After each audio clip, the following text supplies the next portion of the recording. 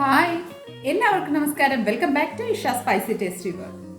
വീട്ടിൽ ക്യാബേജ് ഉണ്ടാവുമല്ലോ, എല്ലാവരുടെ വീട്ടിൽ ക്യാബേജ് ഉണ്ടാവുമെന്ന് എനിക്കറിയാം. അപ്പോൾ നമുക്ക് ഇന്ന് ഒരു ക്യാബേജ് കൊണ്ട് നമുക്ക് അടിപൊളി ഒരു സ്നാക്സ് തയ്യാറാക്കിയാലോ. വേറെ ഒന്നുമല്ല, ക്യാബേജ് 65 ആണ് നമ്മൾ ഇന്ന് തയ്യാറാക്കാൻ പോകുന്നത്. നല്ല സൂപ്പർ ടേസ്റ്റി ആയിട്ടുള്ള ക്രിസ്പി ക്രഞ്ചിയാണ് നമ്മുടെ ഈ ഒരു ക്യാബേജ് 65. എല്ലാവർക്കും ഒരേപോലെ ഇഷ്ടപ്പെടുന്ന ഒരു റെസിപ്പിയാണ് ഞാൻ നിങ്ങളുടെ മുന്നേ ഇന്ന് കാണിച്ചു തരാൻ പോകുന്നത്. കുട്ടികളൊക്കെ സ്കൂൾ വിട്ട് വരുമ്പോൾ, ഗസ്റ്റൊക്കെ വരുമ്പോൾ വളരെ പെട്ടെന്ന് തന്നെ നമുക്ക് തയ്യാറാക്കി എടുക്കാൻ പറ്റുന്ന ഒരു റെസിപ്പിയാണ്. തീർച്ചയായിട്ടും നിങ്ങളെല്ലാവരും വീഡിയോ സ്കിപ്പ് ചെയ്യാതെ കണ്ടോളൂ. ഇതെങ്ങനെയാണ് നമ്മൾ തയ്യാറാക്കുന്നതെന്ന്. റെസിപ്പി കണ്ടതിന് ശേഷം നിങ്ങളൊന്ന് ഫീഡ്ബാക്ക് ഒന്ന് അറിയിക്കണം കേട്ടോ. അപ്പോൾ വേഗം നമ്മുടെ ഈ ഒരു അടിപൊളി റെസിപ്പിയിലോട്ട് ഒന്ന് കിടക്കാം. അപ്പോൾ ഇതാ ഈ ഒരു ക്യാബേജ് 65 തയ്യാറാക്കാൻ വേണ്ടിയിട്ട് ഞാനിവിടെ ഒരു ക്യാബേജ് എടുത്തിട്ടുണ്ടായിരുന്നു. അതിൻ്റെ ഇലകളെല്ലാം ഞാൻ അടർത്തിയാണ് എടുത്ത് ചോപ്പ് ചെയ്യുന്നത്. സാധാരണ തോരൻ വെച്ചാൽ എന്ത് ചെയ്താലും ഞാൻ ഇലകൾ അടർത്തിയാണ് ചെയ്യുന്നത്. അപ്പോൾ ഇതാ ഈ ഒരു രീതിയിലാണ് ഞാൻ ചോപ്പ് ചെയ്ത് വെച്ചിരിക്കുന്നത്. നല്ല തോരൻ പോലെയല്ല, നല്ല വലുപ്പത്തിൽ ഈ ഒരു സൈസിൽ നമുക്ക് ഒന്ന് ചോപ്പ് ചെയ്ത് വെക്കാം. അതിനുശേഷം നമുക്ക് ഇത് എത്ര കപ്പുണ്ട് നമുക്കൊരു ഏകദേശം അളവറിയാൻ വേണ്ടിയിട്ട് നമുക്ക് കപ്പിലൊന്ന് അളന്ന് നമുക്ക് നോക്കാം കേട്ടോ. അപ്പോൾ അത് നിങ്ങളുടെ താല്പര്യം അനുസരിച്ച് ഞാൻ ജസ്റ്റ് നിങ്ങൾക്ക് കാണിക്കാൻ വേണ്ടിയിട്ടാണ് ഞാൻ ഇതുപോലെ കപ്പിലാണെന്ന് ഞാൻ നിങ്ങൾക്ക് ഒന്ന് കാണിച്ചു തരുന്നത്. അപ്പോൾ ടോട്ടൽ എത്ര കപ്പ് ഉണ്ടെന്ന് നമുക്കൊന്ന് നോക്കാം. ഒന്ന് രണ്ടാമത്തെ. അപ്പോൾ ടോട്ടലി ഒരു 3 കപ്പോളം നമ്മുടെ ഈ ഒരു ക്യാബേജ് ചോപ്പ് ചെയ്ത് വെച്ചിരിക്കുന്നത് നമുക്കുണ്ട് കേട്ടോ. അപ്പോൾ നമുക്ക് ഈ ഒരു ക്യാബേജ് നമുക്ക് ഒരു ബൗളിലോട്ട് ഒന്ന് ട്രാൻസ്ഫർ ചെയ്തെടുക്കാം. അപ്പോൾ നമ്മുടെ ക്യാബേജ് എല്ലാം നമുക്ക് ഒരു ബൗളിലോട്ട് ഇതുപോലെ ഒന്ന് ട്രാൻസ്ഫർ ചെയ്തതിന് ശേഷം നമുക്ക് ഇതിലോട്ട് ബാക്കിയുള്ള ഇൻഗ്രീഡിയൻസ് ഒന്ന് ആഡ് ചെയ്യാം കേട്ടോ. അപ്പോൾ ക്യാബേജ് ഞാൻ എങ്ങനെയാണ് ചോപ്പ് ചെയ്യുന്നത് നിങ്ങൾക്ക് പറഞ്ഞു തന്നിട്ടുണ്ട്. ഇനിയിപ്പോൾ നമുക്ക് ഇതിലോട്ട് മസാലകൾ ആഡ് ചെയ്യാം. അതിന് വേണ്ടിയിട്ട് എരിവ് നിങ്ങളുടെ താല്പര്യം അനുസരിച്ച് ആഡ് ചെയ്യണം കേട്ടോ. ഞാനിവിടെ 1 ടീസ്പൂണ് മുളക് പൊടിയാണ് ആഡ് ചെയ്യുന്നത്. നല്ല എരിവുള്ള മുളക് പൊടിയാണ്. അപ്പോൾ ഞാൻ 1 ടീസ്പൂൺ മുളക് പൊടി ആഡ് ചെയ്തിട്ടുണ്ട്. ഒരു 1/4 ടീസ്പൂണോളം മഞ്ഞൾപ്പൊടിയും ഒരു 1/2 ടീസ്പൂണ് നമ്മുടെ ഗരം മസാലയും കൂടി ആഡ് ചെയ്തിട്ടുണ്ട്. പിന്നെ നമുക്കൊരു ലേശം ഞാൻ കളർ ചേർക്കുന്നുണ്ട്. അത് അത്യാവശ്യം ഓപ്ഷണലാണ്. നിങ്ങൾക്ക് താല്പര്യം ഉണ്ടെങ്കിൽ ആഡ് ചെയ്തോളൂ. ഞാൻ ഗസ്റ്റൊക്കെ വരുമ്പോൾ ഇത്തിരി ഭംഗി കൂട്ടാൻ വേണ്ടിയിട്ട് ഞാൻ ശകലം ഒന്ന് കളർ ചേർത്തിട്ടുണ്ട്. നിങ്ങൾക്ക് താല്പര്യം ഉണ്ടെങ്കിൽ ചേർത്താൽ മതി കേട്ടോ. കുട്ടികളൊക്കെ ഉണ്ടെങ്കിൽ ചേർക്കേണ്ട ആവശ്യമൊന്നുമില്ല.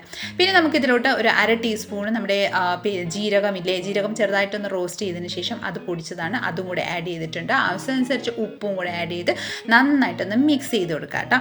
നന്നായിട്ടൊന്ന് കൈ കൊണ്ട് നന്നായിട്ട് തിരുമ്മി നന്നായിട്ടൊന്ന് മിക്സ് ചെയ്തെടുക്കാം. അതായത് ആ ക്യാബേജിൻ്റെ വെള്ളം ഇറങ്ങി വരുന്ന ആ ഒരു രീതിയിൽ വേണം നമ്മളൊന്ന് നന്നായിട്ടൊന്ന് തിരുമ്മി മിക്സ് ചെയ്ത് കൊടുക്കാം.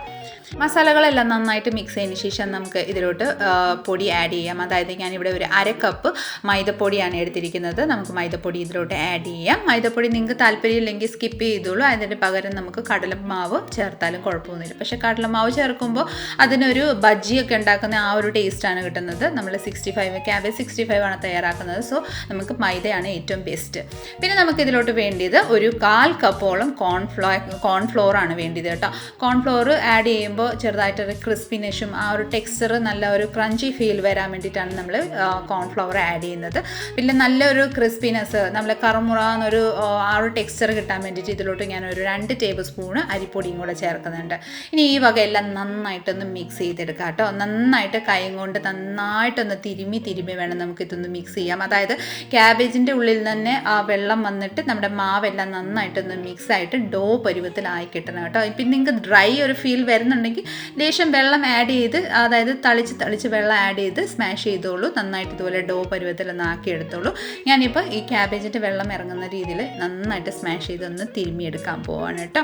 ഇതിലോട്ട് 1 ടീസ്പൂൺ ഇഞ്ചിയും വെളുത്തുള്ളിയുടെ പേസ്റ്റും കൂടെ ആഡ് ചെയ്യണേ. ആ ഒരു ഭാഗം ഒന്ന് വീഡിയോ ഡിലീറ്റ് ആയിട്ടുണ്ടായിരുന്നു. അതിനുശേഷം ഒരു മീഡിയം സൈസ് നാരങ്ങയുടെ പകുതി ഭാഗം നമ്മൾ നീരൊന്ന് പിഴിഞ്ഞെടുക്കുന്നുണ്ട്. ഏകദേശം ഒരു 2 ടീസ്പൂണോളം നാരങ്ങ നീരാണ് നമ്മൾ ആഡ് ചെയ്യുന്നത്. നാരങ്ങ നീര് ആഡ് ചെയ്യുമ്പോൾ നല്ലൊരു പുളിപ്പാവും. അപ്പോൾ നല്ല ടേസ്റ്റ് ആയിരിക്കും കേട്ടോ. ഇനി ഈ വകയെല്ലാം നന്നായിട്ടൊന്ന് മിക്സായി വരുന്നിടം വരെ നന്നായിട്ട് സ്മാഷ് ചെയ്ത് നന്നായിട്ടൊന്ന് തിരുമ്മി കൊടുക്കാം. ആ സമയം കൊണ്ട് നന്നായിട്ട് ഒരു ഡോ പരുവത്തിൽ നമുക്ക് കിട്ടും കേട്ടോ. ഏകദേശം ഒരു 5 മിനിറ്റോളം നമുക്ക് ഇതുപോലെ നന്നായിട്ടൊന്ന് തിരുമ്മി നോക്കിക്കോളൂ. ഏകദേശം ഡോ പരുവത്തിൽ നമ്മുടെ ഈ ഒരു ബാറ്റർ, അതായത് ക്യാബേജ് 65 ബാറ്റർ ഇവിടെ റെഡി ആയിട്ടുണ്ട്. ഇനി നമുക്ക് ഇത് ജസ്റ്റ് നന്നായിട്ടൊന്ന് ഫ്രൈ ചെയ്യാൻ വേണ്ടിയിട്ട് നമുക്ക് ഓയിൽ ഒന്ന് വെച്ച് കൊടുക്കാം കേട്ടോ. കൈമേലുള്ള ജസ്റ്റ് എല്ലാം മാറ്റി കൊടുക്കുക.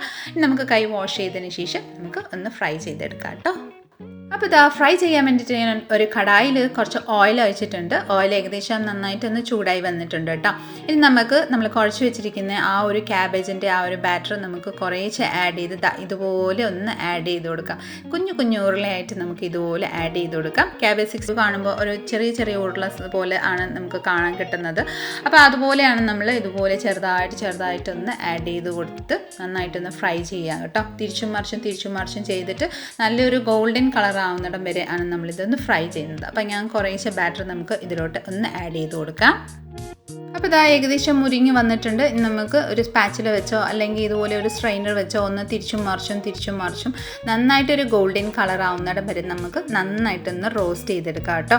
ഒരു സൈഡ് ഒരു 2-3 മിനിറ്റ് കൂടുമ്പോൾ നന്നായിട്ട് മിക്സ് ചെയ്ത് നമുക്ക് ഫ്ലിപ്പ് ഔട്ട് ചെയ്ത് നന്നായിട്ടൊന്ന് ഫ്രൈ ചെയ്തെടുക്കാം കേട്ടോ. നല്ല ക്രിസ്പി ആവുന്നിടം വരെ മീഡിയം ടു ലോ ഫ്ലെയിം, അതായത് അധികം ലോ ആണ്, മീഡിയം ഫ്ലെയിമിൽ വെച്ചിട്ട് വേണം നമുക്ക് നന്നായിട്ടൊന്ന് ഫ്രൈ ചെയ്തെടുക്കാൻ.